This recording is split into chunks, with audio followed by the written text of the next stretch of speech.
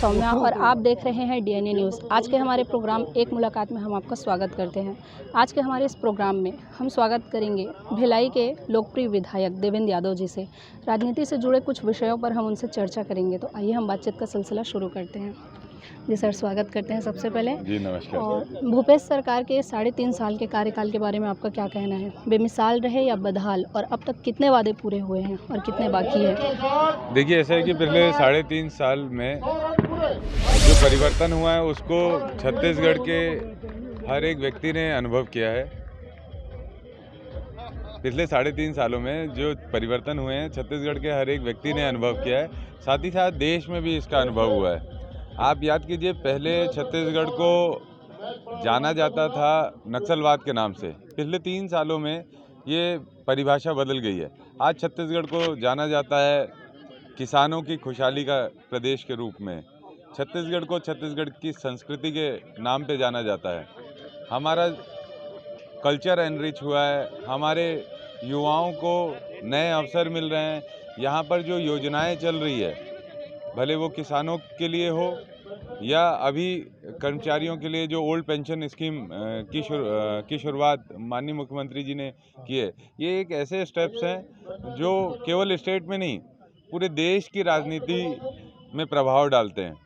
आपने को ये जानकारी मिली होगी, पिछले समय में जो गोबर खरीदी हमारी सरकार करती है उसको देखकर केंद्र सरकार ने सांसद के साथ एक केंद्रीय टीम भेजी यहाँ पर इसका परीक्षण करने के लिए, ताकि इसको नेशनल लेवल पे उठाया जा सके। तो जो विजन है, जो वर्किंग का तरीका है, वो अंत्योदय की भावना से है, सर्वोदय की भावना से है कि समाज के अंतिम व्यक्ति को भी लाभ मिले। ऐसी माननीय मुख्यमंत्री भूपेश बघेल जी की सरकार है और निश्चित रूप से इस सरकार में निर्णय होते हैं, न्याय होता है। और ये न्याय केवल किसी एक के लिए आधारित नहीं है, ये निर्णय और न्याय छत्तीसगढ़ के अंतिम व्यक्ति तक पहुंचता है। जी सर, 5 राज्यों के जो चुनाव परिणाम है उस पर आपका क्या नज़रिया है? देखिए, ऐसा है कि हम लोग सार्वजनिक जीवन में, राजनीतिक जीवन में चुनाव लड़ते हैं, हमें सफलता भी मिलती है, असफलता भी मिलती है। जो पिछले चुनाव हुए हैं, हम लोग राज्यों में असफल रहे हैं, लेकिन इससे ना हमारे हौसले कमज़ोर हुए हैं, ना हम जनता के बीच में जाने से, मेहनत करने से रुकेंगे। हम निरंतर अपने विषयों को लेकर, जनता के हित को लेकर जनता के बीच में जाते रहेंगे और जनता से बेहतर संवाद बनाकर आने वाले समय में निश्चित रूप से बड़ा परिवर्तन करेंगे। इन चुनावी परिणामों का छत्तीसगढ़ की राजनीति पर क्या असर पड़ा है? क्योंकि माना जा रहा है कि छत्तीसगढ़ का मॉडल यूपी में फेलियर रहा। देखिए, ऐसा है कि हर जगह की अलग स्टेट की अलग अलग राजनीतिक स्थितियां रहती है। अगर हम उत्तर प्रदेश की बात करें तो उत्तर प्रदेश बहुत ही वृहद, फैला हुआ, डेंसली पॉपुलेटेड स्टेट है। वहाँ छत्तीसगढ़ के मॉडल की अगर बात करें तो छत्तीसगढ़ का मॉडल वहाँ अगर फेल होता तो नरेंद्र मोदी साहब को गोबर योजना के बारे में ये कहना रैली के माध्यम से नहीं बोलना पड़ता कि आने वाले समय में गोधन योजना उत्तर प्रदेश में भी चालू की जाएगी। तो किसी योजना और किसी मॉडल का फेलियर की बात नहीं है। बात यह है कि जनता, संगठन, चुनाव लड़ने के तरीके, बहुत सारे कारण रहते हैं जिसके कारण चुनाव के परिणाम आते हैं। तो मैं इसको फेलियर के रूप में नहीं लूँगा, मैं तो इसको इस तरीके से लूँगा, जो लेसन हम लोगों को मिलना चाहिए वो हम लोगों को मिला है। साथ ही साथ हम लोग इम्प्रूवमेंट, हमारे वर्कर्स इम्प्रूव हुए हैं। पिछले बार हम लोग 150 से कम सीटों में चुनाव लड़े थे, इस बार हम लोग लगभग सभी सीटों में चुनाव लड़े। तो निश्चित रूप से हमारे संगठन का फैलाव वहाँ पर हुआ है।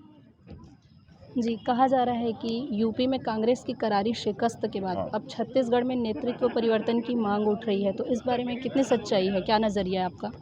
देखिए, ऐसा है कि भारतीय जनता पार्टी पिछले समय में लीडरशिप के लैकिंग से छत्तीसगढ़ में गुजर रही है। कोई लीडरशिप नहीं है उनके पास, ना ऑर्गेनाइजेशन है, ना नए लोगों को अवसर मिल रहा है। उनके पास कोई प्रोपेगेंडा ऐसा नहीं है जिसको वो पब्लिक के बीच में ले जा सकें। तो इसी प्रोपेगेंडा को वो क्रिएट करते हैं, हाइप देते हैं, इसी पे चर्चा करते हैं कि 2.5 साल, बिकॉज वो जानते हैं कि उनके पास और कोई विषय नहीं है जनता के बीच में कहने के लिए या उनके पास खुद करने के लिए। तो ये बीजेपी का प्रोपेगेंडा है और इससे कोई फ़र्क नहीं पड़ रहा है और हम लोग एकजुट होकर पूरी जिम्मेदारी से छत्तीसगढ़ के हितों के लिए काम कर रहे हैं। सरकार की महत्ती योजनाएं नरवा गरवा घुरवा बाड़ी कितना सफल हुआ है?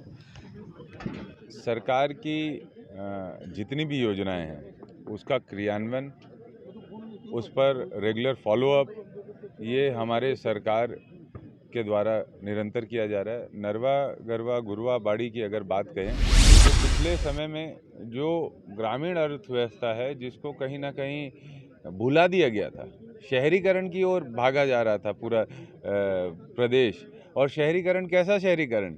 नया रायपुर जैसा कि बिल्डिंग बन गई और वहाँ बसाहट ही नहीं है, उसको बसने में 10 साल 15 साल अभी भी लग जाएंगे, 10 साल लग जाएंगे। तो ये डेवलपमेंट का मॉडल नहीं है। बेसिक बीजेपी का एजेंडा रहता है कि वो इंफ्रास्ट्रक्चर की ओर जाएं, कि वो बिल्डिंग बनाए, लेकिन हमारा जो थॉट प्रोसेस है वो बसाने का है, बनाने का है। ग्रामीण अर्थव्यवस्था को जो मजबूती मिली है पिछले समय में इन योजनाओं से, भले वो धान का बोनस माफ़ करने की बात, धान का बोनस बढ़ाने की बात हो, या हमारे जो गोबर योजना के माध्यम से हो, या जो हमारे पशुधन हैं उनको हर गांव में एक एक जगह हम लोगों ने चिन्हित करके उनको वहां पर रखा हुआ है। तो ये सारी जो योजनाएं या गोबर से बने हुए जो महिला स्वसमूह हैं हमारे काम कर रहे हैं गोबर से, और अन्य चीज़ों से बने हुए जो प्रोडक्ट्स हैं उसको वो मार्केट आज छत्तीसगढ़ में मिल रहा है। तो इस तरीके से जो भी योजनाएं हैं वो कहीं ना कहीं हमारी जो रूरल इकनॉमी है उसको मजबूत कर रही है, और वो रूरल इकनॉमी अगर मजबूत होती है तो वो पैसा शहरों में आता है। इससे शहर के बाज़ार भी आज रोशन है। छत्तीसगढ़ में मंदी का असर या कोरोना के बाद मंदी का असर जैसा और अन्य राज्यों में था वैसा नहीं रहा, हम लोग इम्प्रूव्ड थे पहले से। कई जगहों पर गौठानों के हालात खस्ता हाल है, भगवान भरोसे है, तो ऐसे में गौठानों के लिए सरकार की ओर से क्या योजनाएं हैं? देखिए, ऐसा है कि पिछले समय में बहुत बड़ी संख्या में हम लोगों ने गौठानों का निर्माण किया। सभी पंचायतों में गौठानों का निर्माण कार्य चल रहा है। बहुत सारी जगह कंप्लीट हो गया, कुछ जगह ऑन प्रोसेस है, कुछ जगह आने वाले समय में कंप्लीट हो जाएगा। जहाँ तक बात है बदहाली की, अगर आपके पास कोई विषय है स्पेसिफिक तो आप बताएंगे तो ज़रूर उसको हम लोग देख कर ये कोशिश करेंगे कि उस पर सही काम हो जाए। लेकिन ओवरऑल मैं कहूँ तो थॉट प्रोसेस में भी चेंज हुआ है और कहीं पर ऐसी बदहाली और ऐसी कोई बात नहीं आई है। गौठान का संचालन बेहतर तरीके से हो रहा है, हमारे पशुधन की सुरक्षा हो रही है, वहाँ के जो ग्रामीण लोग हैं उनको वहाँ रोज़गार के अवसर मिल रहे हैं। और अगर आपके पास कहीं स्पेसिफिक किसी गौठान का इशू है तो आप मुझे बता सकते हैं, मैं उसका जवाब आपको दे दूँगा।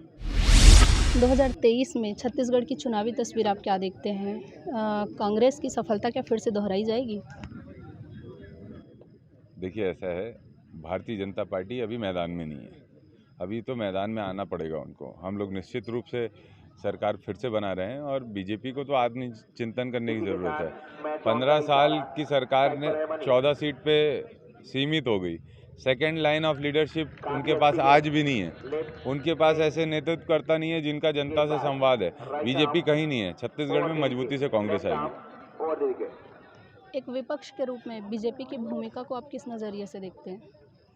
मैंने आपको पहले ही बताया, बीजेपी पिछले 3.5 सालों में कोई भी ऐसे मुद्दों, चूँकि वो जनता के साथ संवाद में ही नहीं है, तो उसने बहुत संगठन के हिसाब से जो एक्टिविटीज़ होनी चाहिए उनकी ज़ीरो दिखी, मुझे कमी दिखी बहुत।